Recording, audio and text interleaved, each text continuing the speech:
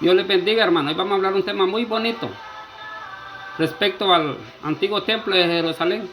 El último, el segundo, que se construyó en tiempos del rey Asuero, casi 600 años antes de que viniera el Mesías, y perduró hasta los tiempos de Jesús para que se cumplieran todas las profecías, ¿verdad? En el templo, en el pueblo de Israel y en la ley de Moisés. Hoy vamos a hablar de un tema muy bonito. ¿Qué pasó con ese templo? Y cuando Jesús ya había muerto, los sacrificios que se hacían ahí todavía tenían algún valor espiritual ante los ojos de Dios. Estas preguntas las vamos a contestar a medida que vayamos desarrollando el tema. Vamos a estudiar el tema ahorita de San Mateo 23, 34. Amén. Le dice Jesús a los judíos, a los sacerdotes, en el 33, capítulo 23, versículo 33. Serpientes, generación de víboras, ¿cómo escaparéis de la condenación del infierno? Por tanto, he aquí yo os envío profetas y sabios y escribas, y de ellos uno a uno han matado y crucificado. O sea que ya antes de la crucifixión de Cristo ya habían muerto otros profetas, otros enviados de Dios por medio de la crucifixión. Y a otros azotasteis en vuestras sinagogas y perseguís de ciudad en ciudad. Porque cuando la ley estaba en los peores momentos de desdichas y hacía a un lado la justicia de Dios y el amor por los más necesitados, se desenfrenaba el pueblo en violencia a los más débiles. Y estas injusticias son las que ponían a Dios a rascarse la cabeza, que no hallaba qué hacer con ellos. El 35, 23, 35, para que venga sobre vosotros toda la sangre justa que se ha derramado sobre la tierra, desde la sangre de Abel, el justo, para la sangre, hasta la sangre de Zacarías, hijo de Berequías, a quien mataste en el templo y altar. De cierto les digo, que todo esto vendrá sobre esta generación. Señores, se nos había dicho que Jerusalén era la gran ramera. Es una gran ramera, pero más pequeña, pero la madre de todas las rameras era Jerusalén. Porque derramó sangre de muchos profetas. Y era la esposa de Dios, es la única. Porque el catolicismo no era la esposa de Dios, fue Israel, porque Dios con ella tuvo un pacto. Y según las profecías, según los profetas, como sea, Dios le dijo: vete, agarra una prostituta para ejemplificar, para hacer una alegoría, para hacer una parábola de lo que es Israel hoy en día. Que es una prostituta conmigo, fornica tras otros dioses. Bueno, pues es otro tema que lo vamos a ver en otro día. Sigamos. Jerusalén, Jerusalén, dice que matas a los profetas. Apocalipsis 10, en sentido figurado, donde murió Cristo. Y empieza a hablar de la gran prostituta, ¿de quién era? Ella. Jerusalén, Jerusalén, 23, 37, que matas a los profetas y apedreas a los que te son enviados. ¿Cuántas veces quise juntar a tus hijos como la gallina junta a los polluelos debajo de las alas, pero no quisiste? He aquí vuestra casa os será dejada desierta, porque os digo que desde ahora no me veréis hasta que digan: bendito el que viene en el nombre del Señor. En el otro evangelio el Señor dice de que los romanos te sitiarán, te matarán a ti y a tus hijos. Pone de una manera más clara a veces. Bueno, pero aquí no está hablando claro el Señor. Vamos a hablar de eso. El Señor, cuando dijo estas palabras, se estaba coronando rey espiritual en Israel, pero no para gobernar Israel, no para ir a levantar el milenio, no para ir a levantar nada de esas falsedades. Era para morir en la cruz del Calvario, y desde aquí de la tierra ya iba preparado, iba a morir ya siendo rey para reinar en nuestros corazones e ir a levantar el sacerdocio de Melquisedec en el cielo y aquí en la tierra. ¿Por qué el Señor pronunció estas palabras? Porque Él visualizó la destrucción de Israel desde un punto de vista general. Dios siempre tuvo compasión varias veces de Israel. Cuando eran destruidos y llevados hacia Babilonia, les dio oportunidad que vinieran otra vez, 70 años después. Pero El pueblo de Israel, sinceramente, nunca quiso acomodarse a los designios de Dios. Siempre violó sus estatutos y de ninguna otra forma quiso acomodarse al amor que Dios les quería mostrar a ellos. Cuando Cristo vino desde un punto visible como Dios aquí en la tierra, vino a desempeñar profecías sobre Israel. Vino a desearle lo mejor. Pero el pueblo hizo lo mismo con que había hecho con los profetas anteriores de Dios. Matarlos, apedrearlos, crucificarlos, cortarlos con serruchos, etcétera y etcétera. Esta vez se estaban metiendo en grandes problemas porque iban a matar al Hijo de Dios. Y el desenfreno y la ira de Dios iba a caer con ellos con gran ímpetu, sin misericordias, sin más oportunidades. Porque Dios había mandado todo lo más precioso. Según en la parábola que contó Jesús, dice de que Dios había mandado siervos sobre Israel, pero a unos lo mataban, a unos lo golpeaban y decían, de esta manera vamos a apoderarnos de la viña. Voy a mandar a mi hijo, tal vez me lo tratan bien. Pero vino Jesús, le fue peor todavía. Lo mataron. ¿Cómo es que Israel hoy día quiere nuevas promesas? ¿Cómo es que Israel quiere seguir siendo el pueblo de Dios en la manera obstinada que está? Que no quiere apegarse a la santa palabra que está aquí de Cristo. ¿Cómo es que ellos están diciendo en su manera? Queremos otra vez la ley, queremos otra vez el templo, que somos el pueblo de Dios, que somos aquí, que somos allá. Siguen obstinados en la desobediencia. Ellos ya no van a tener ningún templo ya. Ya no son pueblo de Dios. Perdieron las bendiciones ya desde un punto de vista de la ley de Moisés. Hay los pastores que están engañando a la gente, diciéndole que sea el pueblo de Dios, que Dios después va a volver a levantar otra vez el Antiguo Testamento con ellos. Mentira, señores. Vamos a analizar bien todo esto hoy en día. ¿Qué pasó con el templo después que Cristo murió? Según la historia del templo de Jerusalén, en la Biblia no arroja un trasfondo más claro para poder entender esto. Necesitamos estudiar historia. A las personas lamentablemente no les gusta leer, informarse de la Biblia. Ellos están tranquilos como se les lee y se les explica. Pocas personas han leído toda la Biblia en general.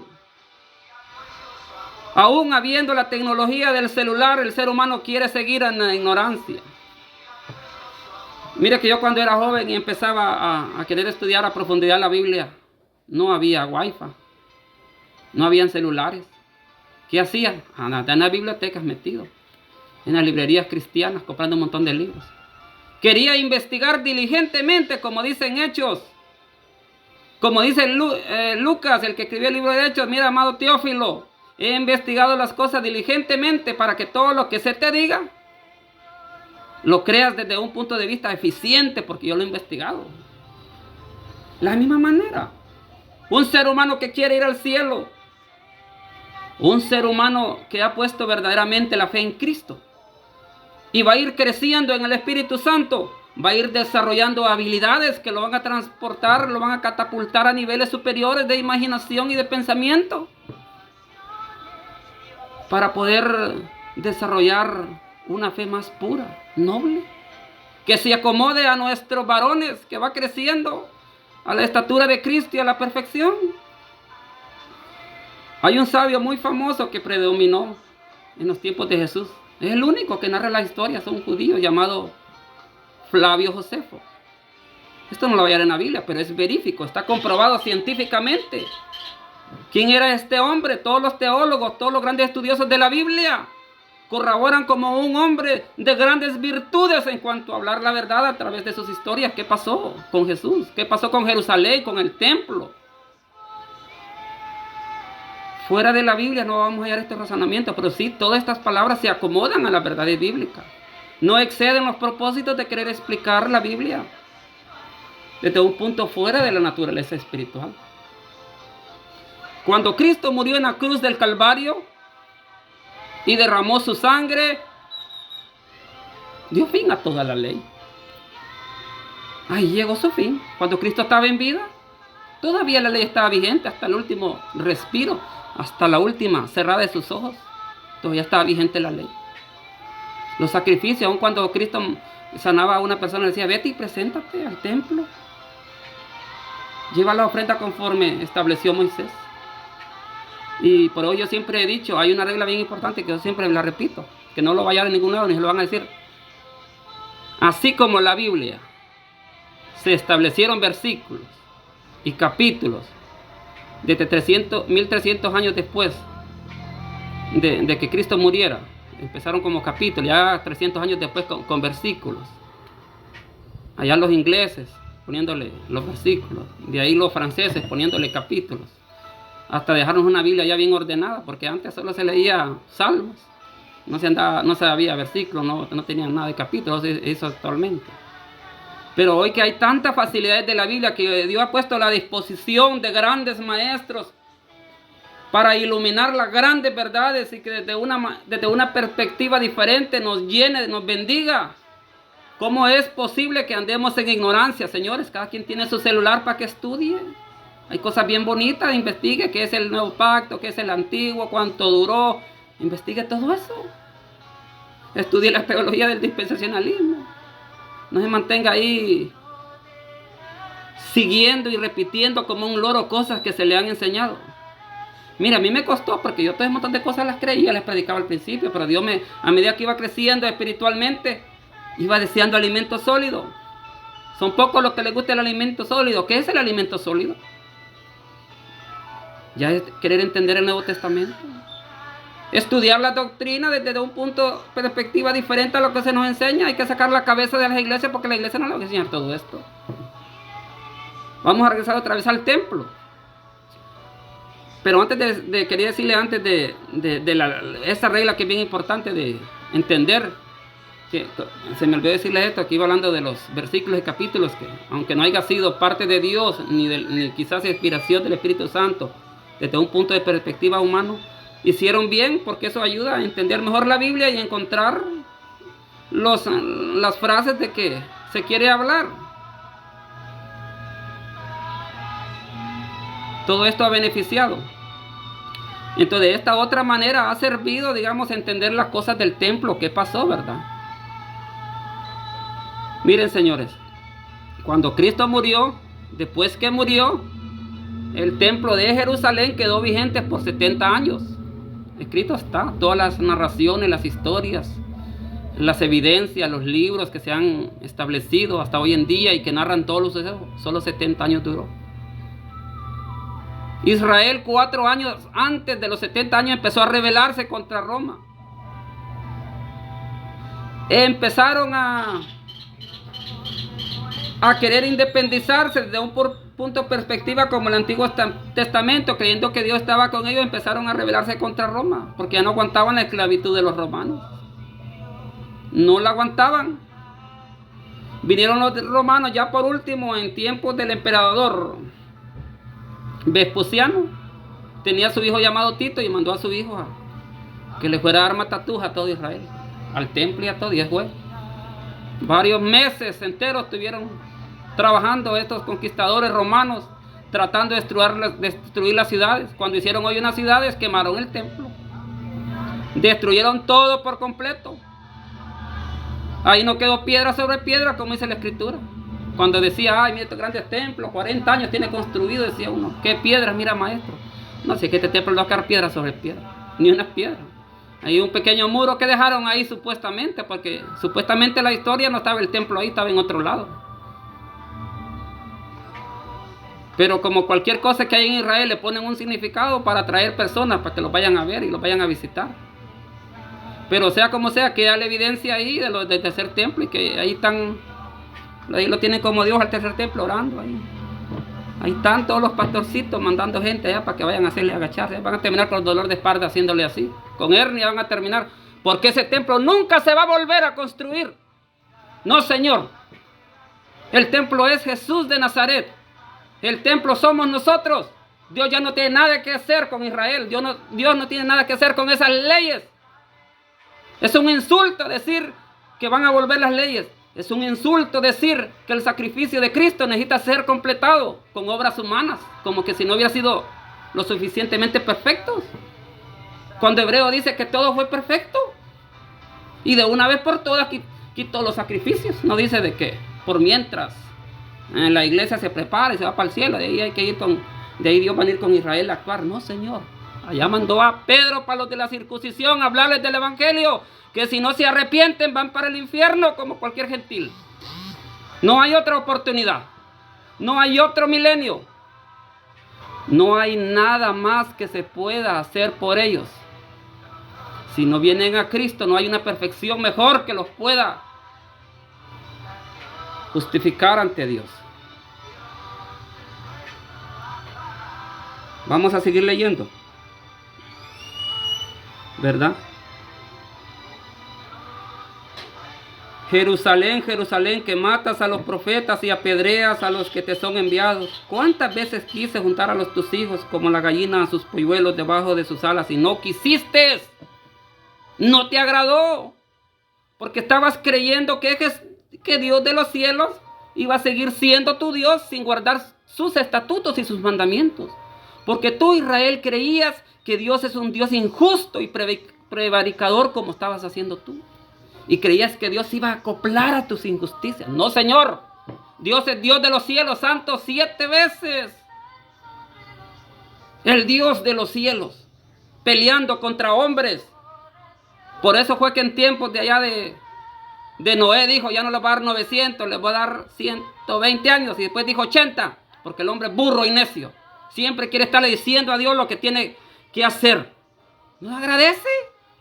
Manda a su hijo a que muriera.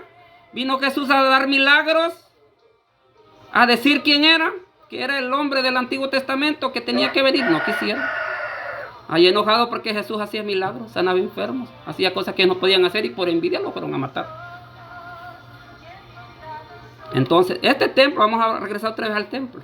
Cuando Jesús muere, el templo queda ahí por 70 años, matando animales con la continuación de la ley de Moisés. Una pregunta, ¿eran esos sacrificios válidos cuando Cristo ya había muerto? ¿Podría seguir esa ley vigente ya cuando Cristo había muerto? ¿Podrían los sacerdotes todavía presentar ofrendas y sacrificios por el pecado y todavía Dios puede? No, Señor, en ninguna manera. No podían haber 2 sacrificios, 2 pactos funcionando al mismo tiempo ante los ojos de Dios, porque este ya no servía, este era ineficiente, este era nada más por obra humana, y estaba escrito que iba a desaparecer. Ese templo ya no tuvo nada que hacer. Hoy, aquí empieza a formarse el Nuevo Testamento. ¿Por qué? Los seguidores de Jesús empiezan a decir, empiezan a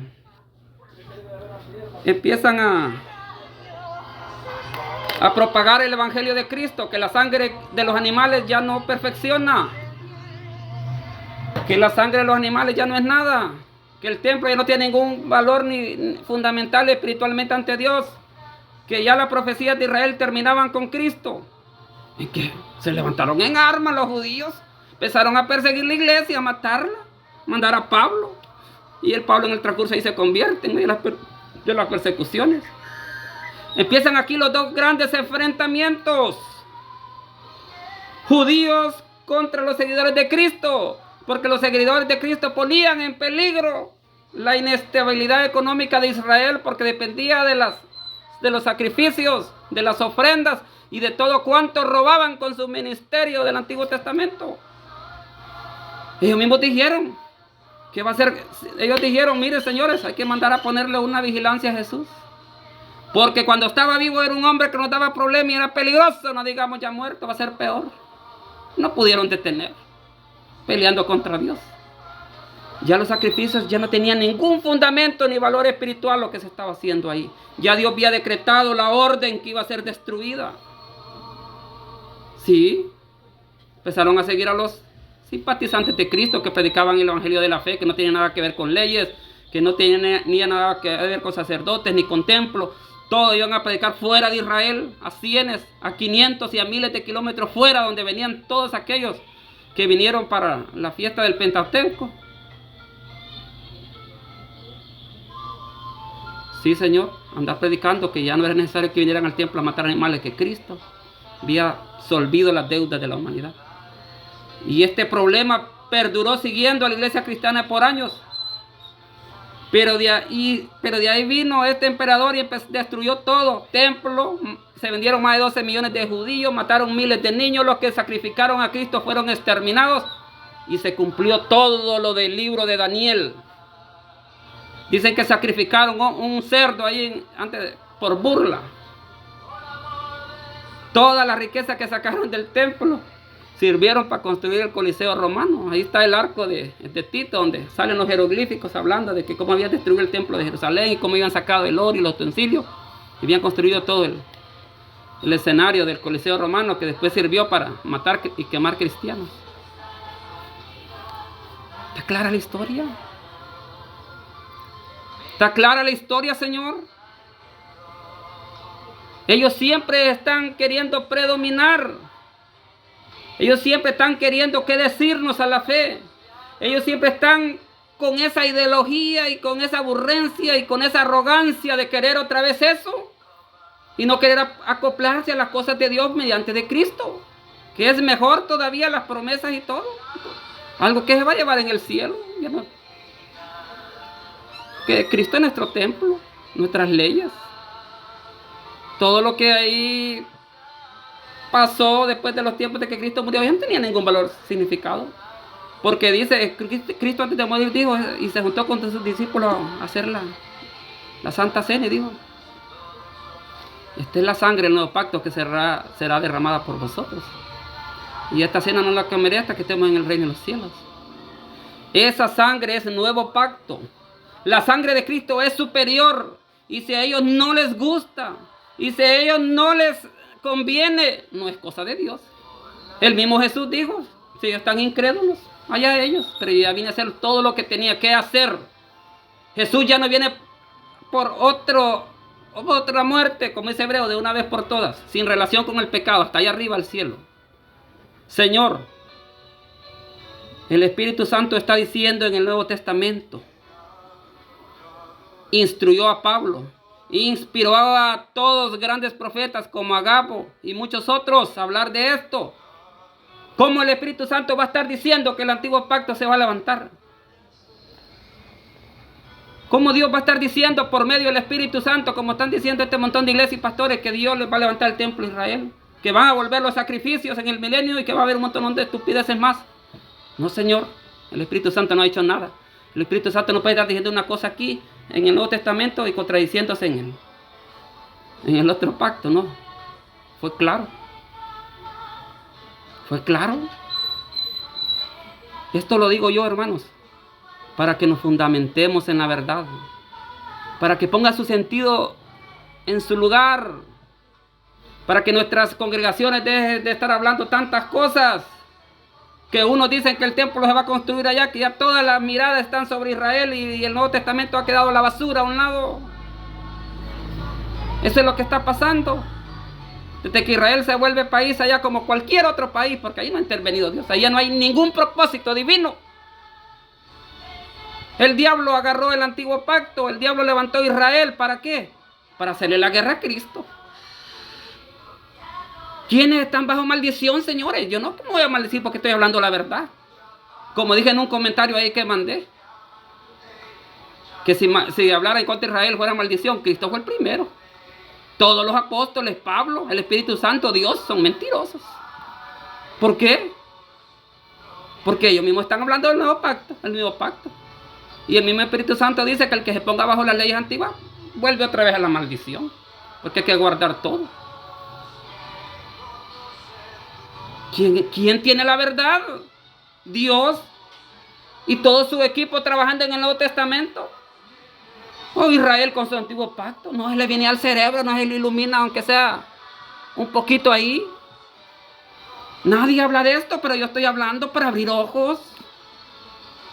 Todo el mundo está de esto porque yo también estudié eso en las enseñanzas, en las asambleas de Dios, en la iglesia Filadelfia, en la Bautista. Todo el mundo está hablando de estas locuras. Y a la pobre gente que está allá, ya no hay ni que entender. Señores, pongamos una sola enseñanza. Señor, aquí está la Biblia para que sea un mapa y una brújula. No hay más tercer templo. Allá ustedes si quieren seguir que hay una gran tribulación en el anticristo, porque todo eso gira con Israel, dándole prioridad a Israel. Ellos siempre andan buscando la prioridad. Mire el libro de Hebreos, léanlo. Andan buscando la superioridad sobre toda la gente. Al dejar el antiguo pacto, todo el mundo se aventó sobre el antiguo pacto, queriendo decir que levantando sacerdotes, levantando un montón de locuras ahí, diciendo que Dios está con ellos, y ahí se basan todo el mormonismo. Ahí se basan un montón de religiones locas. Pero la gente no quiere entender, tiene la verdad. Jesús todavía aquí le está diciendo, quise abrazarlos. Quise tenerlos como tiene la gallina a los pollitos, darles amor, darles confianza, darles fe, levantarles la autoestima. Pero no quisieron. ¿Podrá Dios tratar de una manera diferente con ellos solo porque no quisieron la verdad de Cristo? No, Señor. Y todo eso que están diciendo que las teologías que allá por Romanos 9, 10 y por todo eso, que el del olivo, y empiezan a enrollar a la gente. Que el gentil debe injertarse a los judíos, solo rollo. No, Señor. Nos injertamos a Cristo sobre las promesas nuevas, sobre el cielo, sobre el Espíritu Santo, sobre las nuevas doctrinas. Eso. No hayan que hacer, no hayan cómo agarrar el Nuevo Testamento, pero no para respetarlo, no para ponerlos como su Señor y Salvador en las enseñanzas que hay. No, Señor, sino para ver cómo perturban el Evangelio. Y como dijo Pablo, nosotros no hemos dejado en ningún momento que estos vengan, estos judíos, a querer meterse entre nosotros, infiltrarse y reducirnos a esclavitud con sus enseñanzas. Pero ellos se han metido en el Evangelio para trastornar la fe, para confundir la gente. Nosotros debemos pelear por esa verdad. ¿Por qué? Porque detrás de nosotros hay muchas personas que necesitan que hablemos. No hay maestros, señores, así. No hay maestros. Andan detrás del pito porque Estados Unidos paga para que todas esas enseñanzas estén en la iglesia. Estados Unidos manda dinero porque todos los colegios teológicos están a favor de Israel hablando este montonón de locura a través del dispensacionalismo. John MacArthur, yo ya dije, el representante de todos los colegios, que va a dar la prédica aquí Israel, aquí que Israel allá. Dueño de todos los colegios que maneja todo el mundo les manda el dinero a estos pastores, pues que ellos no pueden acomodarse a la fe porque traicionarían sus estatutos bíblicos que vienen de Estados Unidos. Es verdad, señores. No hablo, yo amo a todo el mundo. Yo no estoy en contra de Israel, no hay una persona que es judío. No, Señor, solo estoy hablando la verdad. Yo soy maestro de la verdad, me ha tocado bañarles, entender esto, me he desvelado, me ha caído el pelo, mire, tanto estudiar y estudiar. Para darle una buena verdad, porque yo quise que mi deseo era que cuando fuera maestro, entender todas las cosas, porque hubo un tiempo que yo quería entender todas las cosas y nadie me explicaba, nadie me decía nada. Iba a la librería, no había nada de verdad, nada. Solo dispensacionalismo, historias del anticristo que no existen, historia de la gran tribulación que no existe. Historia de un falso milenio, ¿sabes por qué? Porque una de las reglas de la teología del dispensacionalismo es literalizar las cosas. Aunque sean simbolismos, la literalizan y que así va a pasar y que así es y que así es y que así es. Vienen, agarran el Antiguo Testamento, las profecías de Isaías, dicen no, que así va a pasar y que al fin del tiempo así va. No, Señor. Literalizan todo. Es una regla falsa, no pueden literalizar porque en el Apocalipsis y en las cartas paulinas hay muchas veces simbolismo, más en el Apocalipsis, porque hay más de miles de interpretaciones a sus propias maneras que quieren interpretar Apocalipsis a sus propias maneras. Quieren agarrar la Biblia nada más para acomodar sus dogmas y sus ídolos paganos de teología para dárselo a la gente y envenenarles su espiritualidad.